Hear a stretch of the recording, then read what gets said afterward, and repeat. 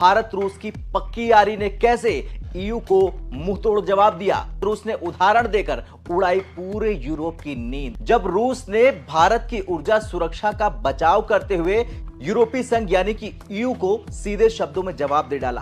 भारत का नाम लेकर रूस ने ईयू की धज्जियां उड़ा दी। रूस ने यूक्रेन है। रूसी सदर पुतिन ने इस हवाले से दस्तखत कर लिया है। कौन से खिताब में कहा, रूस ने अपने बयान जारी कर कहा, नायरा एनर्जी भारतीय ऊर्जा उद्योग के लिए रणनीतिक संपत्ति है। इस पर प्रतिबंध लगाने से भारत की ऊर्जा सुरक्षा पर सीधा खतरा पैदा हो जाएगा। रूस ने आगे भी साफ शब्दों में कह दिया कि ईयू का तर्क झूठा है और यह अंतर्राष्ट्रीय कानून का सीधा उल्लंघन है। स्वागत है दोस्तों, देश के आवाज चैनल में आपका स्वागत है। आप तो मेरी वीडियो पूरी देखते हो लेकिन मेरे चैनल को सब्सक्राइब नहीं करते हो, तो प्लीज़ मेरे चैनल को सब्सक्राइब कीजिए और मेरे आने वाले वीडियो के लिए नोटिफिकेशन बटन दबाना मत भूलिए। जय हिंद, जय भारत, वंदे मातरम। रशिया इंडिया ये बाहमी कोऑपरेशन के साथ एक दूसरे को फायदा पहुंचाने के लिए, पहले ही इंडिया बहुत बड़ा ट्रेड पार्टनर था चाइना का, लेकिन अब तो रशिया की साइड लेते हुए इंडिया ने अगली पिछली कसरें निकाल दी।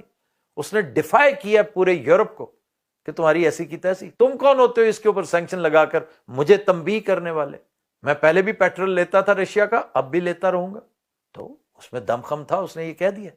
काश हम भी ये कह सकते। हैरान कुन बात यह है कि एक तरफ तो नौ मुंतखब सदर डोनाल्ड ट्रंप जंगबंदी की बातें करते नजर आ रहे हैं, इस तरह के बड़े बड़े वादे कर रहे हैं कि मैं 24 घंटे के अंदर यूक्रेन वाला मामला निपटा दूंगा, और दूसरी तरफ अमेरिका ना सिर्फ यूक्रेन को सपोर्ट कर रहा है बल्कि इस हमले में इस्तेमाल होने वाले जदीद तरीन मिसाइल्स जो अमेरिका में ही मैन्युफैक्चर हुए हैं उन्होंने अब यूक्रेन को ये मुहैया कर दिया है, जिससे खित्ते का अमन ना सिर्फ तबाह हुआ है बल्कि जंग की शिद्दत में भी इजाफा देखने को मिल रहा है। सबसे ज्यादा ताकतवर समझे जाने वाले वजीर खजाना और ताकत के दस्ते राज जो ठहरे, करप्शन की बहती गंगा में साथ साथ रहने वाले और एक दूसरे के समधी भी।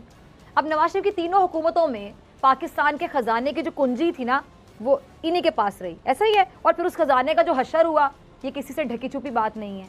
जरा आप सोचिए इसका मतलब क्या है। मतलब साफ है दोस्तों कि रूस ने न केवल ईयू के कदम को अनुचित बताया बल्कि भारत का नाम लेकर वैश्विक मंच पर उसका पक्ष भी रखा। ये वही दोस्ती है दोस्तों जो दशकों से चली आ रही है ना। इंडिया को नेटो वाले थ्रेट तो करे, इंडिया नरेंद्र मोदी उनकी चमड़ी उधेड़ के रख देगा, उनकी हड्डियों से गूदा उतार लेगा नरेंद्र मोदी और इंडियन जो है इंडियन आर्मी जो इस टाइम जो।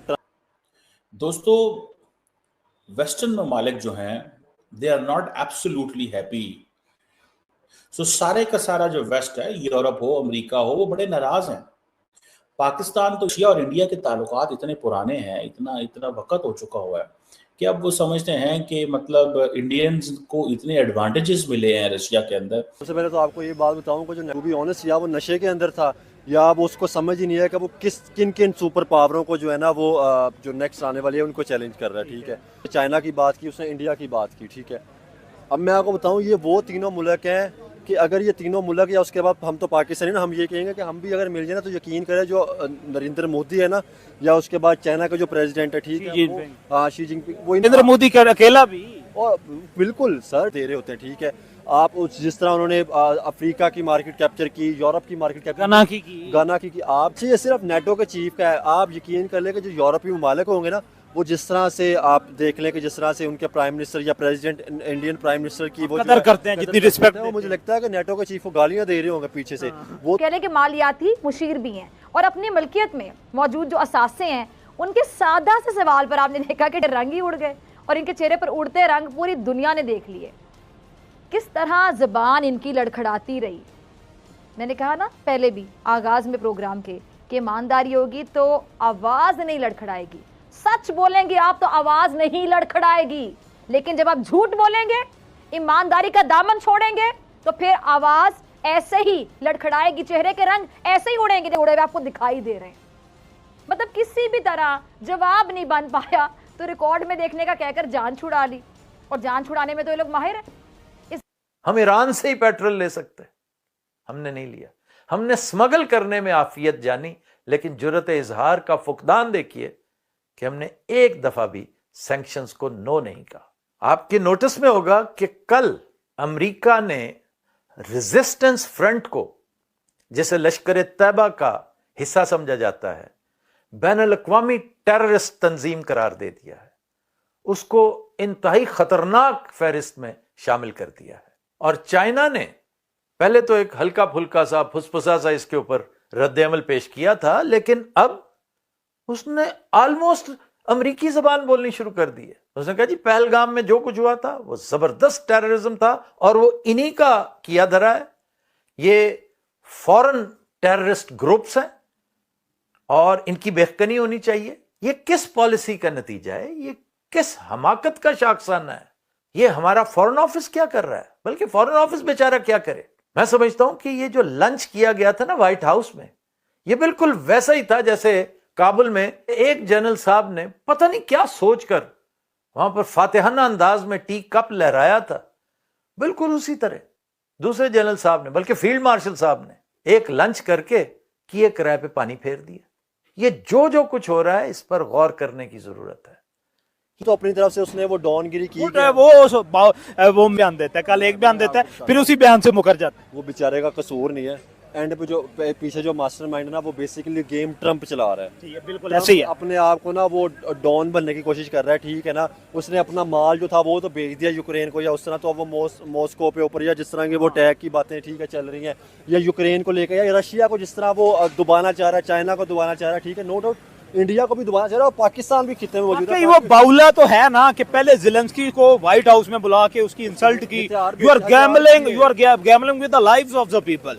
और आज वही रशिया को और इंडिया को और चाइना को थ्रेट कर रहा है। और चाइना को इंडिया को नेटो वाले थ्रेट तो करे, इंडिया नरेंद्र मोदी उनकी चमड़ी उधेड़ के रख देगा, उनकी हड्डियों से गूदा उतार लेगा नरेंद्र मोदी और इंडियन आर्मी जो इस टाइम जो ट्रम्प ने जो है ना हथियार सेल किए जा रहे हैं, ठीक है, यहाँ पे चाहे वो इंडिया को दिए जाए, चाहे वो पाकिस्तान को दिए जाए, ठीक है ना, चाहे पाकिस्तान को, तो वो बेसिकली तो ट्रम्प अपना पीस का काम नहीं कर रहा। बेसिकली तो ट्रम्प जो है ना वो अपने हथियार अपने वेपन बेच रहा है। तो अभी तो ट्रम्प के जो अमेरिका की आवाम है ना, वो भी समझ जाकर वो भी ट्रम्प के पीछे पड़ गए, उनके खिलाफ हो गए। आपका क्या काम था? आपने तो कहा था कि हम जो है ना पीस का काम करेंगे, हम तो जंगे रुकवाएंगे। और ट्रम्प ने आकर क्या बोला था कि जब मैं बनूंगा ये 24 घंटों के अंदर जो है ना वो यूक्रेन रशिया की वार जो है ना वो मैं बंद करवा दूंगा।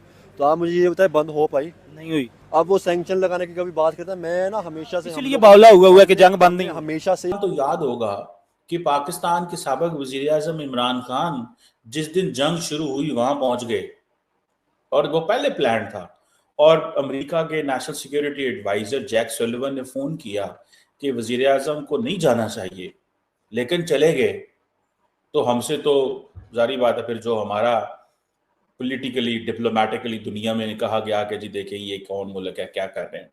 लेकिन इंडिया कॉन्टिन्यूसली जा रहा है, आ रहा है, कोई परवाह नहीं है।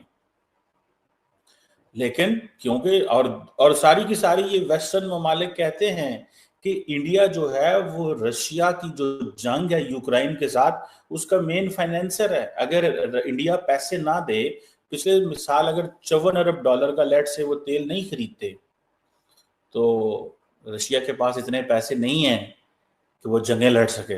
तो बेसिकली तो ये जंग जो है वो भारत लड़ा रहा है, वो ये कह रहे हैं। ये कुछ जिसे आप कहें ना कि एक बड़ी इंटरेस्टिंग सिनेरियोस हैं, जो भी नहीं करना, एनॉय नहीं करना, ठीक है, जबकि बायलैटरल ताल्लुकात में इंडिया कमी नहीं आने देता, ठीक है जी। और ये आपको मैं मजे की बात बताऊं कि ये जो एनुअल इंडिया रशिया समिट है, ये प्राइम मिनिस्टर अटल बिहारी वाजपेयी के ज़माने की है, ठीक है जी। ये तब से चल रही है, और तब भी जारी बात है बीजेपी की गवर्नमेंट हुआ करती थी, ठीक है जी। और अब देखना ये है कि जिसे कहेंगे ना कि मोदी साहब जो हैं वो कर ली। और सबसे बड़ी बात कि नरेंद्र वहाँ पे बिजनेस करना, जुबान सीखना, ये सारी चीज़ें करना।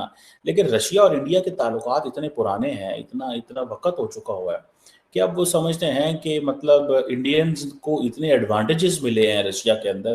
भारत रूस की पक्की यारी ने कैसे ईयू को मुंहतोड़ जवाब दिया? रूस ने उदाहरण देकर उड़ाई पूरे यूरोप की नींद। जब रूस ने भारत की ऊर्जा सुरक्षा का बचाव करते हुए यूरोपीय संघ यानी कि ईयू को सीधे शब्दों में जवाब दे डाला। भारत का नाम लेकर रूस ने ईयू की धज्जियां उड़ा दी। रूस ने यूक्रेन है, रूसी सदर पुतिन ने इस हवाले से तस्लीम कर लिया है। कौन से खिताब में कहा, रूस ने अपने बयान जारी कर कहा, नायरा एनर्जी भारतीय ऊर्जा उद्योग के लिए रणनीतिक संपत्ति है। इस पर प्रतिबंध लगाने से भारत की ऊर्जा सुरक्षा पर सीधा खतरा पैदा हो जाएगा। रूस ने आगे भी साफ शब्दों में कह दिया कि ईयू का तर्क झूठा है और यह अंतर्राष्ट्रीय कानून का सीधा उल्लंघन है।